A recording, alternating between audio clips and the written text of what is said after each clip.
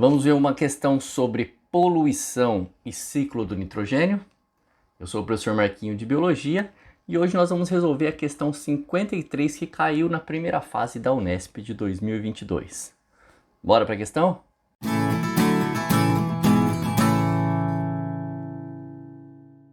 Pesquisadores da Universidade Federal do Paraná vêm testando o emprego de uma substância que impede a formação de dióxido nitroso, N2O, a dicianodiamida.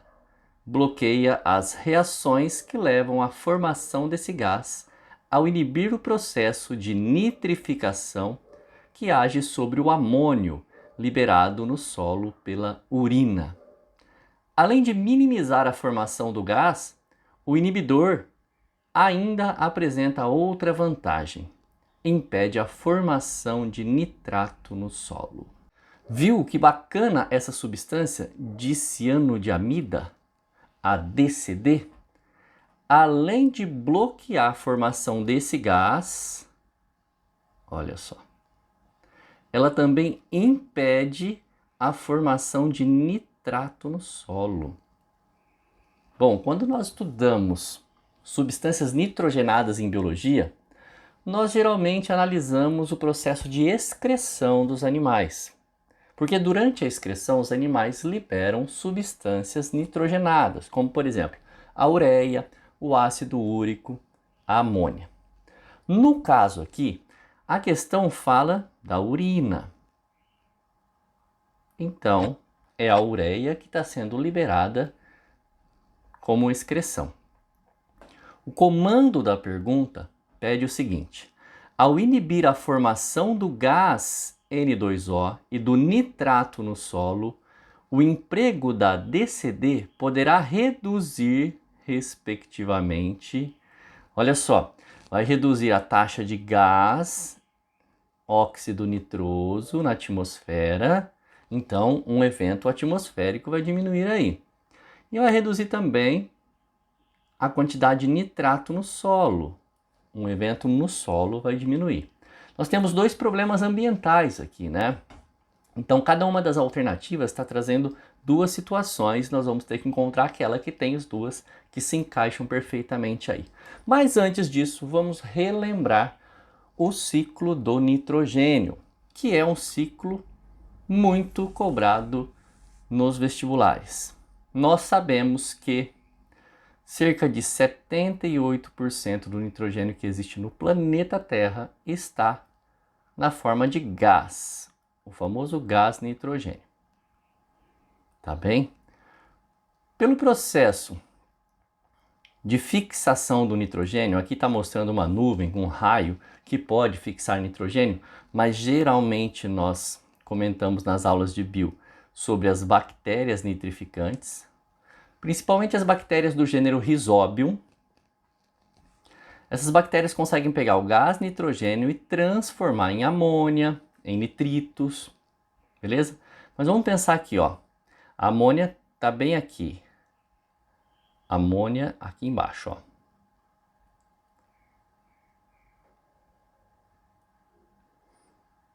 Essa amônia precisa ser transformada numa outra substância. Então, bactérias nitrificantes agem na amônia ou no amônio para formar nitrito, que está bem aqui, ó. Nitrito. E o nitrato.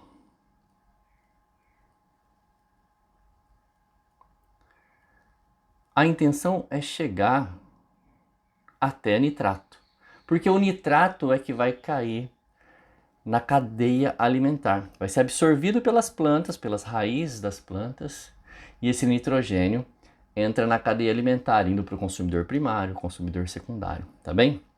Nesse caso aqui nós temos dois eventos e um deles é dividido em duas partes. A amonização é o primeiro evento, onde o amônio, a amônia, né, está sendo formados ali, e a nitrificação, que tem dois momentos: a nitrosação, que é a formação de amônia em nitrito, e a nitratação, que é a formação de nitrito em nitrato.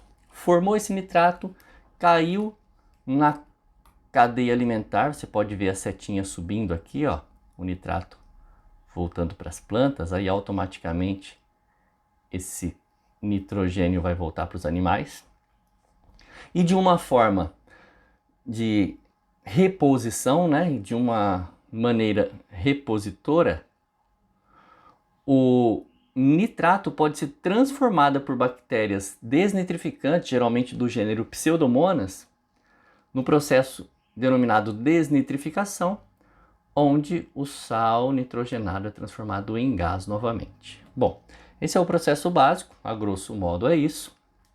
Porém, a questão traz para a gente a diminuição do gás óxido nitroso e a diminuição do sal nitrato no solo.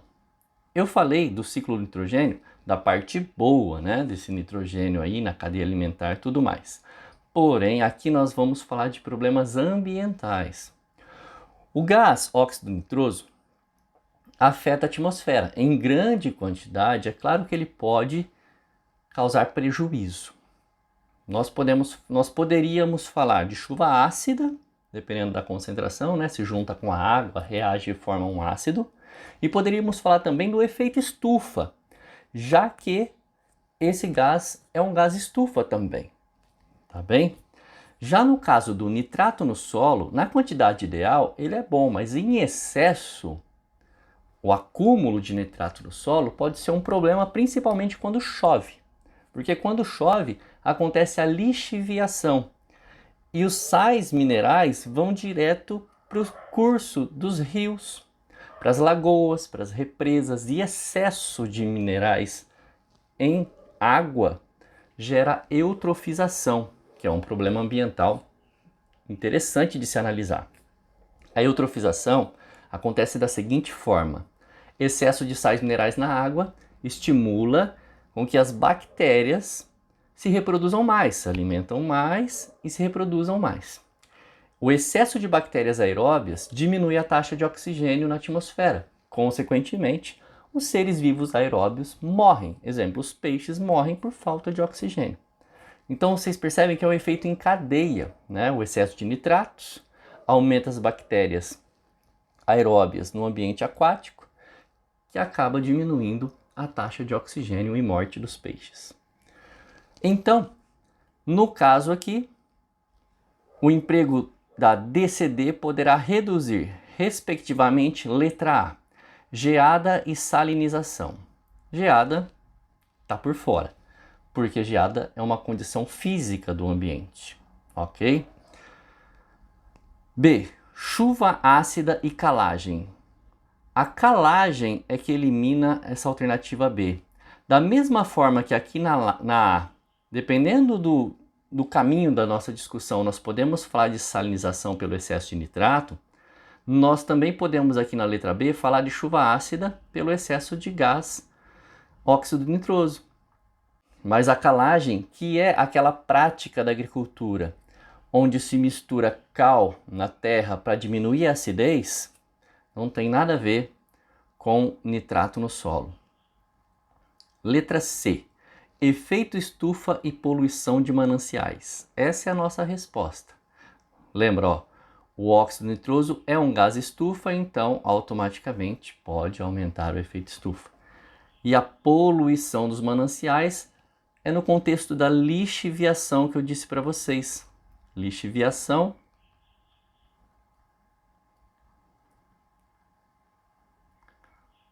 ocorre quando os sais minerais são levados pela água da chuva, da terra para a água.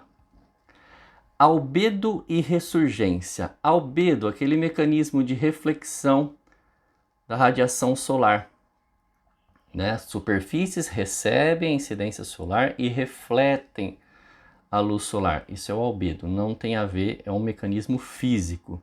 Ressurgência seria até interessante do ponto de vista dos sais minerais, só que se nós estivéssemos falando de alto mar. A ressurgência acontece no alto mar quando os sais minerais saem do fundo e vão para a superfície. Atrai os peixes para a superfície da água e, consequentemente, atrai as aves pescadoras. Isso é ressurgência, né? E a letra E, o erro aqui, ó, em evapotranspiração, principalmente, porque evapotranspiração nada mais é do que a transpiração das folhas das árvores. Árvores liberam água na forma de vapor. E essa água é liberada na forma de vapor pelos estômatos, dependendo de condições externas e internas. A abertura dos estômatos, principalmente, né? Não está relacionado nem com o gás óxido nitroso, nem com o nitrato no solo, tá? E a laterização, que é aquele mecanismo onde, pela lixiviação, pelo movimento de sais minerais na Terra, acumula-se principalmente substâncias como ferro em regiões mais em superfícies do solo, não está relacionado com o nitrato do solo, porque esse nitrato aqui vai gerar poluição nas águas, como nós vimos aqui, tá bem? Então, meus jovens, percebam que essa questão também traz a discussão sobre problemas ambientais. Na questão anterior, nós tínhamos falado sobre degradação de floresta, por isso o corredor florestal. Nessa questão, nós falamos de poluição do ar e poluição das águas. Essa discussão é muito importante e lembrando mais uma vez, você precisa pensar sempre em causas, consequências e possíveis soluções. No caso aqui, a dicianodiamida seria uma solução para esses dois problemas em poluição. É isso aí. Se tiver alguma dúvida, deixe nos comentários. Confira se é inscrito, se não for inscrito, se inscreva. Ative o sininho para receber as notificações semanalmente.